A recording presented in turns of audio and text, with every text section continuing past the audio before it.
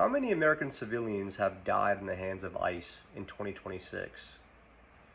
And then compare that number to how many American civilians have died in the hands of the crazy trans community in 2026.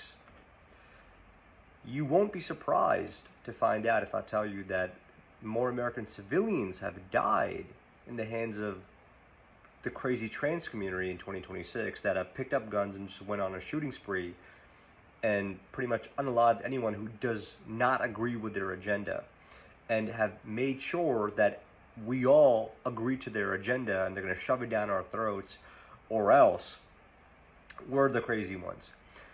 And so what I'm getting at is this incident that's coming out of Maine today regarding another ICE shooting, where an ICE officer was doing his lawful duty, carrying out a lawful order given by a federal judge to say, this is this person's final notice.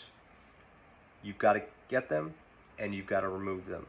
When they caught up to this person resisted arrest, then used his 3-ton vehicle to try to run over the police officer, the ICE agent in this instance.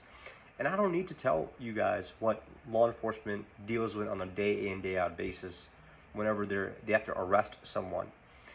So when this person used his vehicle to try to run over the ICE officer, as we've seen in the past with Renee Nicole Good when she tried to run over the ICE officer, they had to disarm this person, and so they did.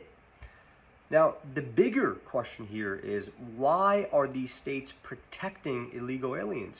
Well, it's because they have these laws called sanctuary city laws and sanctuary state laws, where they voluntarily invite all these illegal aliens into the city.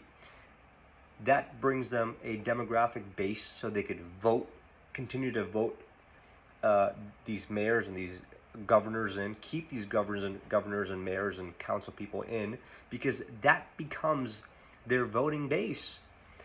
We've seen that in California, we've seen it in New York City, we're seeing it in New Jersey, and now it's happening in Maine. And so the federal government has to step in and say, enough of this sanctuary city law. This is the federal government. It is in the Constitution for us to protect federal land and the United States of America, and that's exactly what we're going to do. And states, you cannot impede in federal investigations. And that is what we've been seeing for the past 2 years that Trump's been in office. That these states continue, these judges, these councilmen, these governors, these mayors, continue to impede federal law enforcement and go against the very basic laws that we have.